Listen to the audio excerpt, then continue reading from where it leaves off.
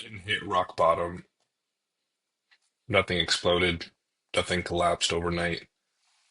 There was no dramatic failure. What what happened was quieter than that. I just started noticing something that I couldn't unsee.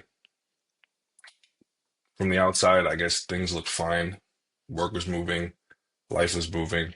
I was doing things what I said I would do, but internally, I wasn't choosing much of anything. I was reacting to people, problems, to the pressure, expectations, and didn't really realize how long I'd been doing that. The There's a strange place you can live in where nothing is technically wrong, but nothing feels right either. Right? You're functional, capable, reliable, but disconnected, and that's the dangerous part of it. Because when things are obviously bad, you act like things are fine. You drift. So this like YouTube episode isn't about like motivation. It's not advice. It's not a highlight reel. It's about the moment awareness showed up for me and everything got quiet. Not peaceful, but quiet. Like the noise finally dropped low enough for me to hear myself for once. I I started noticing where I was rushing, where I avoided, where I numbed instead of deciding. I noticed how often I filled silence with movement, laughter, how often I stayed busy so I wouldn't really have to sit with my own thoughts. And I noticed how much of my life was, I guess, momentum and how little of it was actually intentional. The realization didn't really feel empowering. It felt exposing because once you see it, you can't really blame circumstances anymore. You can't blame timing, people, stress. You're left with one uncomfortable truth that you've been allowing more than you've been choosing.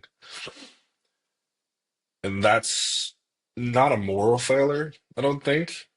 It's not weakness, it's just unconscious.